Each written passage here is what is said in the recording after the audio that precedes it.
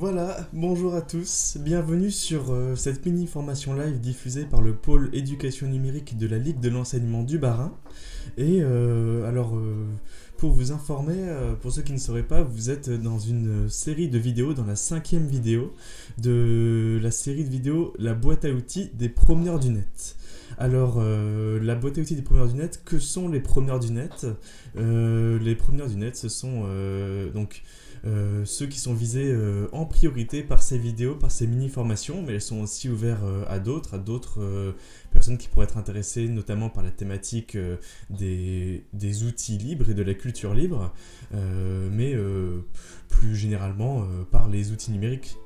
Et donc les promeneurs du net, eux, si je m'adresse en priorité à eux, c'est parce que ce sont des intervenants jeunesse et parentalité qui font le choix de rejoindre un réseau pour apprendre à mieux utiliser les outils numériques, à mieux communiquer via les réseaux sociaux, pour communiquer via ces outils toujours aux jeunes et aux familles, mais selon ces nouvelles modalités qui ont été apportées par tous ces nouveaux outils.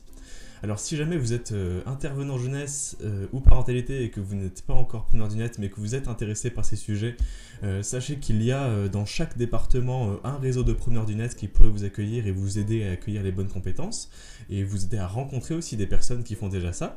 Et puis si jamais vous êtes un jeune ou parent, sachez que les preneurs du net sont là pour vous aider et pour vous accompagner et répondre à vos questions lorsqu'elles concernent l'usage des outils numériques et plus particulièrement des outils et médias sociaux. Maintenant que j'en ai fini avec cette petite introduction sur ce qu'est cette chaîne, je vais commencer je vais entrer dans le vif du sujet pour dire déjà à ceux qui ont pu suivre les streams depuis le début, merci de les avoir suivis. J'espère qu'ils auront pu vous apprendre beaucoup de choses sur les outils, les logiciels libres, sur la culture libre. Mais également, sachez que cette vidéo va servir de conclusion à ce sujet sur les outils et les logiciels libres. C'est un sujet très vaste qui permet d'aborder de nombreuses notions, mais pour pouvoir passer aussi à d'autres sujets. Et puis, comme c'est la fin de l'année, il était important qu'on pose un certain nombre de questions qui n'ont pas encore été abordées réellement en profondeur. C'est la question justement de pourquoi choisir un outil libre, pourquoi choisir de se diriger vers de la culture libre, ou pourquoi publier des créations ou des logiciels ou des outils sous des licences libres. Et finalement, cette question nous amène à la question suivante. Pourquoi ne pas le faire? Dans quelles conditions c'est bien mieux de se diriger vers un logiciel sous licence privée, qui peut être payant ou gratuit, mais pourquoi ne pas choisir un outil libre? Et finalement, ça nous permettra de répondre à la question aussi un peu plus globale, qu'est-ce qui manque aux outils libres pour être pleinement adoptés? Puisque si je vous parle des outils libres depuis 4 vidéos, c'est que c'est encore des notions qui sont méconnues, que vous pouvez tout à fait utiliser des logiciels libres ou sans vous rendre compte qu'ils sont sous licence libre. Et donc c'est important de parler un peu de tout ce qui tourne autour de ces notions-là, puisque avec le numérique qui se développe, avec les outils numériques qui envahissent nos vies aujourd'hui, et notamment du fait du confinement, il est aussi important de se poser la question du choix des outils. Pourquoi choisir l'un ou l'autre outil alors que ces deux logiciels semblent avoir exactement les mêmes fonctionnalités? Pourquoi choisir un logiciel qui serait en apparence plus moche qu'un logiciel bien plus beau, mais produit par Google par exemple? Toutes ces questions-là, c'était le but de ces 5 vidéos, c'est d'y répondre. Et donc considérons cette vidéo comme une conclusion et comme un petit récapitulatif aussi de ce que nous avons pu voir, puisqu'on a pu voir, on a pu définir ce qu'était un logiciel libre, on a pu définir ce qu'était la propriété intellectuelle, et puis on a pu aussi découvrir des outils de télétravail libres, des alternatives libres aux logiciels qu'on a tous connus, tels que Zoom, tels que Google Meet, tels que Teams. On a vu qu'il existait aussi des alternatives libres, et puis on a découvert dans la dernière vidéo un certain nombre de jeux vidéo, eux aussi publiés sous licence libre. Alors déjà, répondons à la première question, la question un peu positive. Pourquoi choisir du libre? Pourquoi choisir un logiciel libre plutôt qu'un logiciel sous licence privée? Eh bien, on va pas s'attarder trop longtemps là-dessus parce que c'est ce qu'on a défini dans la première vidéo, mais les logiciels libres posent la question justement d'un certain nombre de valeurs qui sont transmises rien que par l'usage de ces outils, valeurs qui sont brandies par ceux qui publient des logiciels libres. Et donc dans ces valeurs, c'est donc les 4 libertés des logiciels libres. La liberté d'utiliser librement un logiciel libre, c'est pour ça que les logiciels libres sont gratuits. La seconde liberté, c'est celle, ici on peut voir, d'étudier le fonctionnement. Donc pour les développeurs, c'est lire le code. Pour un... Et donc principalement pour le code, oui, c'est de lire le fonctionnement, mais pour un mobilier qui serait présenté sous licence libre, c'est pouvoir en lire les plans, pouvoir les étudier. La troisième liberté, c'est de pouvoir redistribuer, diffuser l'un ou l'autre élément publié sous licence libre sans avoir de restrictions. Et la quatrième liberté, c'est la liberté d'améliorer, de modifier, de réadapter à sa sauce aussi un contenu publié, créé sous licence libre. C'est ces 4 libertés, ces 4 valeurs qui sont brandies par les créateurs des logiciels libres et qu'ils assument pleinement en choisissant cette licence. Et c'est le genre de valeurs que si, par exemple, en tant qu'intervenant jeunesse, lorsque vous faites des ateliers auprès des jeunes, l'utilisation de logiciels libres intrinsèquement porte ce genre de valeurs. Donc ça permet aussi, selon ce sur quoi vous voulez travailler, ça permet d'avoir une plus grande cohérence dans ce choix des outils libres. Puis il y a une deuxième chose qu'on a pu voir aussi tout au long des autres vidéos, c'est la question du potentiel créatif des outils libres. À la manière finalement de certains mouvements artistiques du XXe siècle qui découpaient dans des journaux, qui découpaient des images pour créer de nouveaux montages, la licence libre fait que l'auteur dit lui-même à tous les potentiels usagers: vous pouvez réutiliser mes œuvres, vous pouvez les réutiliser dans vos propres créations, et cela, je vous en donne finalement tous ces droits-là. Et dans la façon dont on crée aujourd'hui de nouvelles œuvres, des œuvres de plus en plus complexes, quand on parle maintenant de vidéos créées sur YouTube, donc les vidéos qui sont créées par les nombreux modèles qu'aujourd'hui les jeunes peuvent avoir sur des plateformes comme YouTube, ils doivent utiliser un grand nombre de médias différents qu'ils seraient incapables de créer par eux-mêmes. Quand un vidéaste crée une vidéo, il a besoin d'images, il a besoin de son, il a parfois besoin de vidéos. Lorsqu'il critique un jeu vidéo, il a besoin de montrer des images du jeu vidéo. Et à côté de ça, il a besoin, lui, de faire son métier de vidéaste, parler, écrire sa vidéo, la filmer, la monter aussi avec le logiciel de montage. Et c'est finalement un trop grand nombre de tâches pour qu'elle puisse être supportée par une seule personne. C'est pour ça que là, par exemple, je vous montre l'audio librairie. Donc c'est une chaîne YouTube sur laquelle il y a des contenus publiés, en tout cas sous licence relativement libre. Il n'y a pas les 4 libertés que je vous ai dit auparavant, mais ils peuvent être utilisés dans les vidéos YouTube si jamais l'auteur est crédité, par exemple. Et la différence sur cette chaîne-là que je vous montre, c'est qu'elle n'autorise pas la modification des sons, mais c'est l'une des seules choses qu'elle n'autorise pas. Mais ça permet quand même à un créateur de prendre ses musiques directement, de les mettre en fond de vidéo, de les mettre en musique d'ambiance. Ça leur donne de nombreuses possibilités avec ces musiques sans avoir à les créer eux-mêmes. Puisque lorsqu'un vidéaste commence à créer des vidéos, il n'a pas encore d'audience, il n'a pas encore de revenus, et il n'a pas de quoi payer quelqu'un pour créer de la musique. C'est pour ça que ce genre de librairie existe. Et puis, donc, cette liberté de création, si jamais vous, dans un atelier avec des jeunes de création vidéo, vous savez que vous avez des contenus publiés sous licence libre, utilisables et qui faciliteront grandement la tâche. Donc ça facilitera la façon dont pourra être mené l'atelier, et puis ça facilitera aussi la qualité, la montée en qualité des vidéos, d'avoir déjà des créations de qualité publiées sous licence libre. Donc ça, c'était pour son potentiel créatif. Et puis, comme extension au potentiel créatif, il y a aussi toutes les communautés qui se créent autour des logiciels libres. Là, je vous montre l'une des communautés les plus connues des logiciels libres, c'est la communauté de Wikipédia. Donc là, sur l'espace forum. Et l'ouverture, la liberté d'un logiciel libre, ça fait que toutes les personnes passionnées par l'un ou l'autre outil ou par l'un ou l'autre sujet pourront trouver d'autres personnes qui sont elles aussi passionnées par ça et travailler ensemble pour améliorer le contenu qui a été publié. Ici sur Wikipédia, je vous montre rapidement à quoi peut ressembler les échanges sur Wikipédia. Ici, alors, si vous vous attardez un peu sur le message, il y a une personne qui pose la question sur la pertinence de créer une page Wikipédia pour chaque astéroïde qui peuvent être trouvés dans l'espace.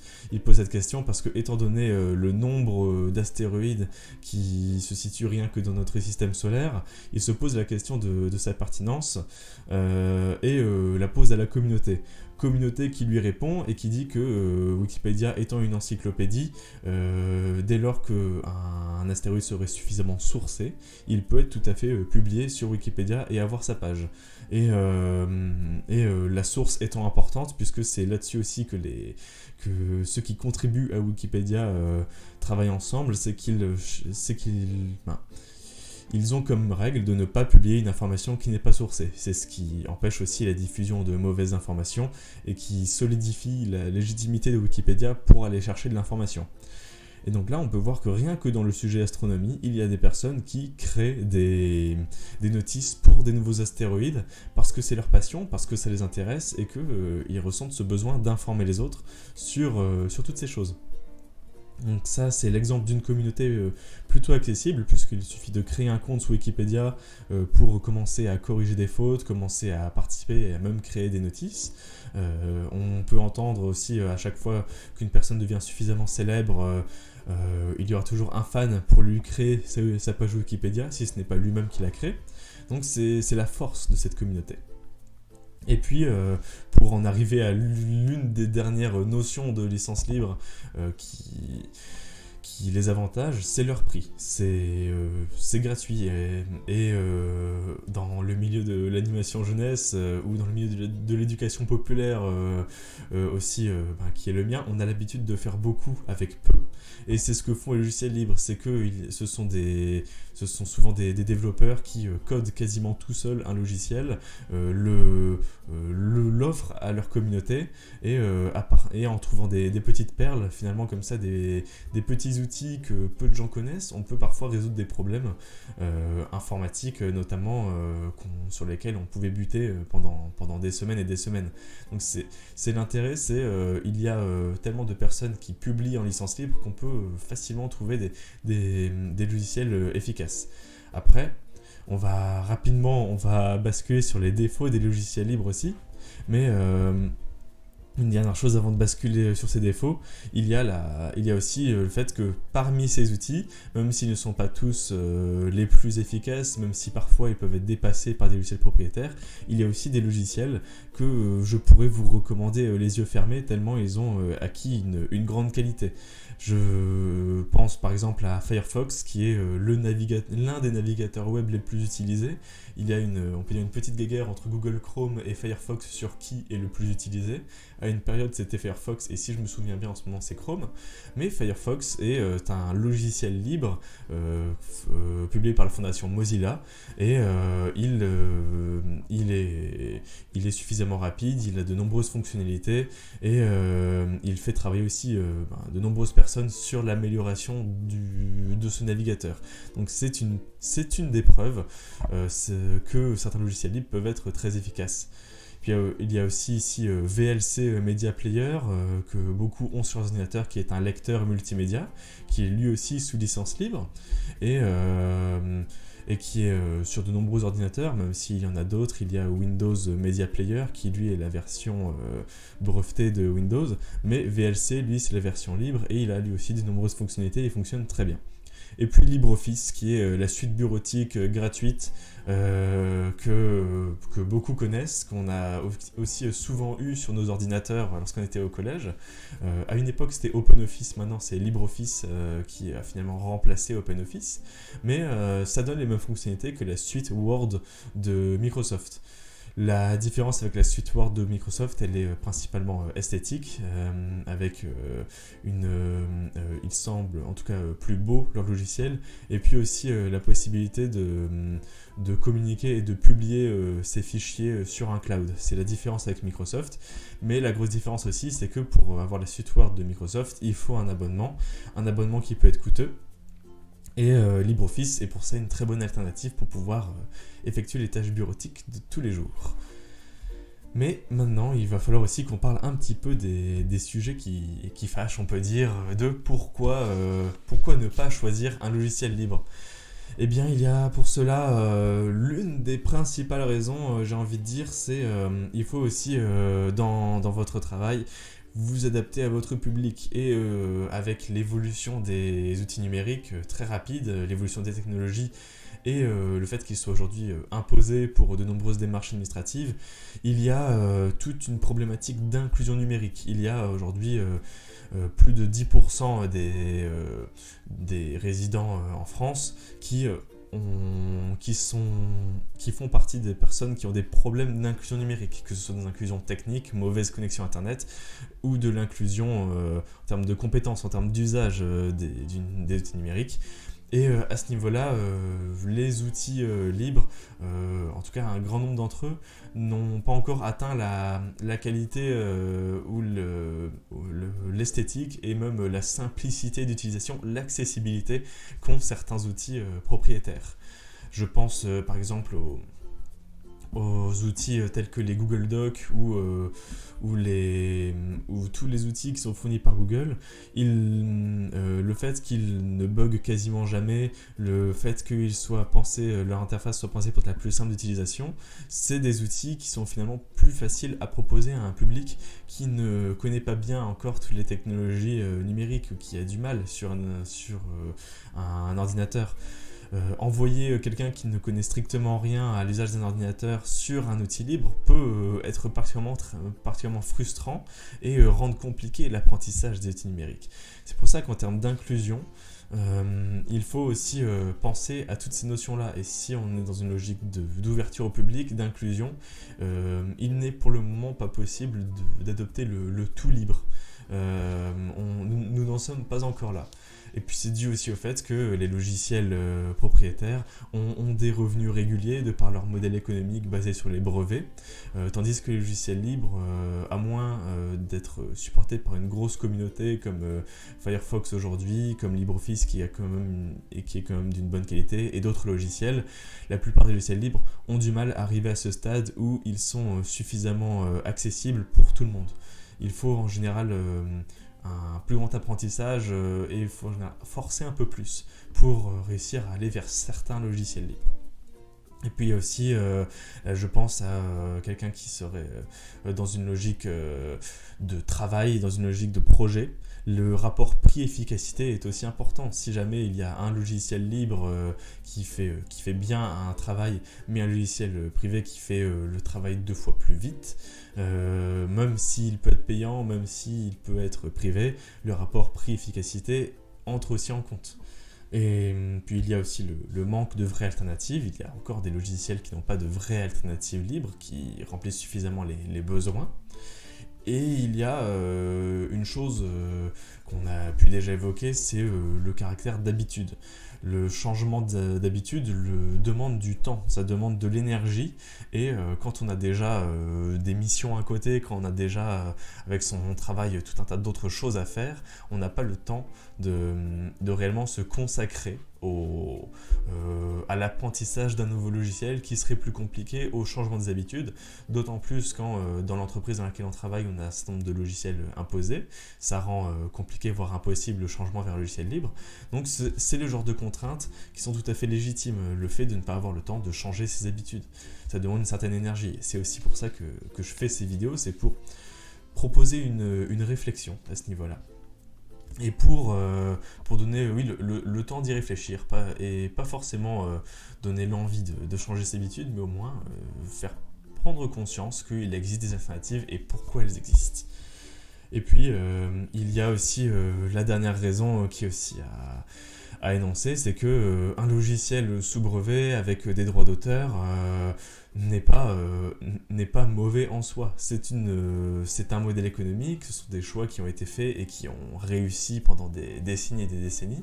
C'est aussi l'arrivée d'Internet qui a bouleversé ce genre de conception, mais et bien sûr, il y a certaines entreprises qui abusent de ces droits d'auteur et qui abusent des brevets pour créer des systèmes particulièrement exclusifs, au contraire de l'inclusion justement, avec des systèmes d'abonnement, avec des systèmes pour forcer leurs usagers à ne jamais les quitter, mais il y a aussi plein d'avantages qu'il ne faut pas oublier. Par exemple, là c'est en termes d'inclusion, l'iPhone, par l'entreprise Apple, est considéré par les personnes en situation de handicap, notamment ceux qui sont malvoyants ou aveugles, les fonctionnalités des iPhones sont bien plus inclusives à ce niveau-là que beaucoup d'autres téléphones. Et donc c'est aussi quelque chose qui met en avant, c'est cette accessibilité. Ce n'est d'ailleurs pas pour rien, même s'il y a toute une logique marketing, que Apple domine aujourd'hui le marché des smartphones. C'est aussi avec cette logique d'avoir un design le plus accessible, le mieux pensé pour les usagers. Donc ça, c'est les raisons pour choisir autre chose qu'un logiciel libre. Et qu'est-ce qui manque alors pour les logiciels libres pour que je puisse finalement vous les recommander sans aucune réserve ? Eh bien, il manque principalement du temps, puisque ça fait la logique des logiciels libres ne date finalement que des années 90. Et pour que cette logique commence à entrer dans les esprits de certains créateurs, de certains développeurs, pour qu'il y ait aussi le temps que des personnes puissent prouver qu'en ayant une logique de logiciel libre, elles pouvaient quand même gagner leur vie, il faut des décennies pour ça. Et aujourd'hui, en 2020,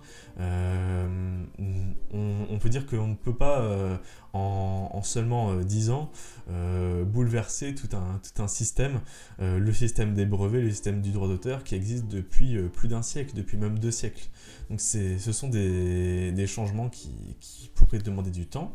Est-ce que ces changements s'effectueront ? On n'en sait même rien pour le moment, mais c'est une dynamique qui en ce moment existe, la dynamique des logiciels libres. Et pour que les logiciels libres soient pleinement acceptés, utilisés, diffusés librement, il faut un certain nombre de preuves.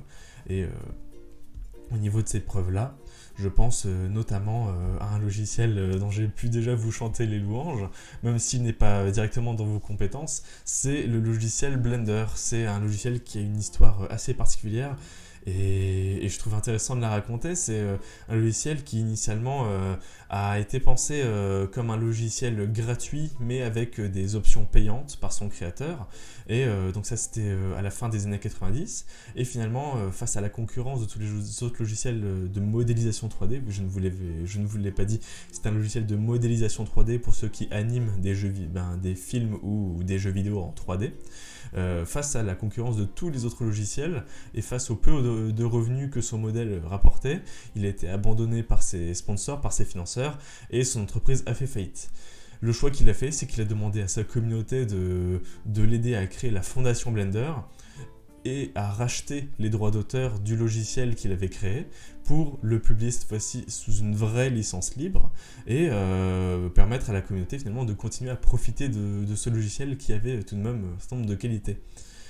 Et puis finalement, tout ceci se passe au milieu des années 2000. Progressivement, il y a une communauté qui augmente, mais les autres logiciels continuent d'être plus beaux, plus efficaces, d'être utilisés par l'industrie. Mais en 2018, finalement, Blender a fini par atteindre une sorte de seuil où il a pu passer au niveau suivant, où il a pu publier une énorme mise à jour de Blender qui a fait qu'il a changé de graphisme, qu'il a changé même de logique pour la création des objets 3D, et qui a fait passer finalement des grandes entreprises comme Ubisoft, comme Nvidia, et encore d'autres entreprises qui, elles, se sont décidées à financer Blender, parce que Blender est reste un logiciel libre, mais sa qualité est devenue suffisamment importante pour que ces entreprises s'intéressent s'intéressent à Blender et que ça leur donne envie d'investir pour que Blender devienne encore meilleur. Et maintenant, maintenant Blender, la fondation Blender fait travailler des développeurs, elle fait aussi contribuer toute une communauté et elle donne la possibilité notamment à des intervenants dans des centres culturels qui s'y connaissent en 3D de créer des ateliers pour apprendre la 3D à des jeunes puisque le logiciel est gratuit et qu'il est facile à mettre en place.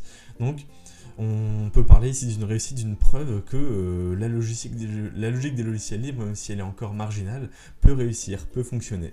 Et ce genre de preuve, on a encore besoin d'en avoir beaucoup pour que le logiciel libre soit finalement accepté et que le logiciel libre puisse même remplacer un grand nombre d'outils aujourd'hui difficilement accessibles ou et donc difficiles à mettre en place. Et donc ça nous mène finalement à la dernière partie de cette vidéo. Pourquoi et comment contribuer à l'essor des logiciels libres. Déjà, le pourquoi, on peut dire qu'on y a répondu avec le début de cette vidéo. C'est selon les valeurs que vous voulez véhiculer, selon les besoins de vos publics, ça peut être des raisons de se diriger vers des logiciels libres. Et ici, j'y rajoute une chose supplémentaire, c'est qu'en contribuant et en utilisant des logiciels libres, c'est ce qui leur permettra de passer finalement au niveau supérieur, au niveau où ils seront suffisamment efficaces et suffisamment accessibles pour tout le monde. Donc c'est finalement en tout cas l'une des motivations pour aller vers les logiciels libres, c'est de dire que si on s'y met plus tard, ça pourrait être encore mieux. Et puis, comment contribuer à ce niveau-là ? Eh bien, pour contribuer, il existe de nombreuses manières de contribuer. Il y a la première manière, c'est celle d'utiliser des logiciels libres. Rien que cette manière a plusieurs échelons de difficulté et d'engagement. Parce que utiliser Firefox, utiliser LibreOffice, des logiciels qui sont déjà bien connus, c'est une première étape qui peut même, rien que cette étape n'est pas toujours facile à franchir, mais qui est, on peut dire, la base pour se diriger peu à peu vers les logiciels libres. Et puis la deuxième étape, c'est se rapprocher vers d'autres logiciels, d'autres alternatives aux logiciels qu'on utilise. C'est chercher ces alternatives et chercher des alternatives équivalentes. Et donc équivalentes en termes de qualité, en termes d'usage, en termes aussi d'accessibilité. Et puis il y a une troisième étape, c'est celle de commencer à fouiller et à utiliser les petites perles qu'on peut trouver, qui sont parfois quasiment inconnues à part de quelques centaines de personnes qui les utilisent, et se mettre à les utiliser. C'est la gratification pour la personne qui les a créées, c'est de voir que sa création est utile. Donc c'est une étape, c'est l'ultime étape qui nécessite d'être suffisamment engagé dans ce processus et qui nécessite aussi d'être suffisamment prêt à les vulgariser auprès de son public, puisque là on arrive sur une étape bien plus difficile et qui n'est pas à la portée de tout le monde en termes d'engagement. Puis la seconde manière de contribuer, c'est d'en parler, puisque les créateurs de logiciels libres n'ont d'une part leurs valeurs en général font qu'ils ne font pas de publicité massive sur leur logiciel, et puis ils n'ont de toute façon rarement l'argent pour financer des campagnes de publicité. C'est par le bouche à oreille qu'ils réussissent à promouvoir leurs outils, et c'est finalement quelque chose qui coûte assez peu quand on aime un logiciel, quand on veut contribuer à son usage. En parler autour de soi, c'est une manière simple finalement de le diffuser. Et puis c'est encore plus gratifiant pour un créateur de voir qu'on dit du bien de sa création. Donc ça aussi c'est quelque chose à ne pas oublier. Et puis il y a la contribution pure et dure, c'est qui n'est pas forcément si compliqué à mettre en place, puisque là je reviens vers Wikipédia. C'est la possibilité avec Wikipédia il suffit de se créer un compte, et il y a tellement de choses à faire sur Wikipédia qu'il s'agisse de corriger des fautes, de créer des nouvelles notices, pourquoi pas d'astéroïdes, pour ceux qui aimeraient l'astronomie. Contribuer sur Wikipédia peut devenir un atelier à mettre en place auprès des jeunes, auprès des publics. Ça peut être une bonne manière de les ouvrir aussi vers ces communautés qui travaillent à la création de communs, de biens collectifs tels que Wikipédia. Et puis, contribuer, après ça peut aller plus loin, ça peut être publier des photos qu'on a prises de paysages sur des sites de contenu libre. Ça peut, pour ceux qui s'y connaissent, se mettre à développer un logiciel libre. Ça demande des compétences supplémentaires, mais l'idée c'est que, quelle que soit la compétence, chacun peut contribuer à la hauteur de ce qu'il peut au niveau des logiciels libres. Et puis, j'en arrive à la dernière chose, c'est l'idée de don. L'idée des dons, c'est parce que finalement, faire des dons, ça permet à des créateurs parfois de passer à temps plein sur la création de leur logiciel. Et puis les dons, ils peuvent prendre de nombreuses formes. Je vais reparler de Blender parce que je le connais bien, mais Blender, c'est un logiciel qui met en place des abonnements, qui met en place un certain nombre qui vend aussi des modèles 3D, et les créateurs qui utilisent Blender peuvent donc choisir de passer à cet abonnement qui ne change en rien du tout le logiciel Blender, mais qui leur donne accès à des contenus pédagogiques, à des modèles 3D, à des choses en plus qui peuvent leur être utiles, et puis ils savent que cet argent va directement à la fondation Blender, contribue à la fondation Blender, et c'est une autre manière d'obtenir quelque chose tout en contribuant finalement. C'est un peu aussi ce qui se passe sur les sites de Kickstarter ou les Ulule. On donne de l'argent pour un projet qui nous plaît, et parfois on peut avoir des retours. Parfois on n'a rien du tout, mais on aura contribué à un projet qui nous plaît, on a contribué à ce qu'il fonctionne. On est toujours dans cette même logique, et c'est la logique qui est mise en avant aussi par les créateurs de vidéos sur YouTube, les vidéastes, qui mettent souvent en place, ils appellent ça des Tipeee ou des Utip.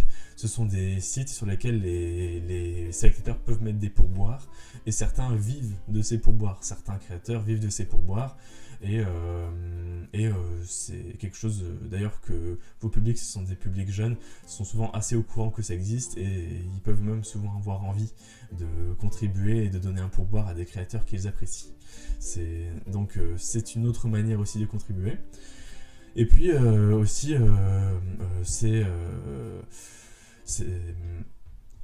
c'est comme ça que se développeront finalement les logiciels libres, c'est quand des personnes aussi se mettront à contribuer en termes de dons. Après, évidemment, il y a tout un tas d'autres problématiques. Il y a le fait que si vous travaillez dans des structures socioculturelles, vous n'avez pas forcément les crédits pour contribuer. C'est aussi plus dur de contribuer sur un logiciel qui est de base gratuit. Si je vous en parle, c'est juste pour vous informer de l'existence de ce moyen de contribution. Et pour vous dire que si jamais vous en avez les moyens, c'est toujours intéressant de contribuer autour de ces moyens à quelque chose qu'on aime, à quelque chose qu'on apprécie, et ça les aide à améliorer leur création. Alors, maintenant que j'ai parlé de toutes ces contributions, de toutes ces façons de contribuer, des plus simples aux plus engagées, eh bien, il est temps de conclure finalement ce live. Il est 13h14, il a pris un peu plus de temps que les autres. Il a duré, il a duré 34 minutes. J'espère que vous aurez pu le suivre jusqu'au bout. Sinon, j'espère que ces 5 vidéos auront pu vous apporter quelque chose. Et si je pouvais rajouter, c'est une dernière chose, c'est que ce que je voulais au travers de ces 5 vidéos, ce n'est pas dire utiliser tel ou tel logiciel, c'est surtout proposer des pistes de réflexion. Des pistes de réflexion qui sont justement offertes par ces personnes qui décident de publier sous licence libre leurs outils.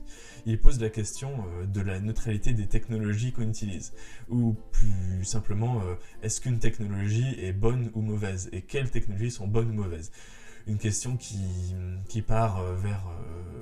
peut partir vers des discussions philosophiques, vers des débats enflammés, mais l'intérêt des logiciels libres, c'est qu'ils posent ces questions et qu'ils disent non, les technologies ne sont pas en soi neutres, il y a des technologies pensées, codées, créées pour des objectifs, pour servir leurs objectifs, et ces objectifs, selon les publics, selon les besoins, peuvent être bons comme mauvais. Et leur choix de publier de façon libre, c'est de mettre en avant les 4 libertés qu'ils mettent en avant, de mettre en avant la création de biens communs. Et c'est toujours intéressant de réfléchir à ce genre de pistes de réflexion.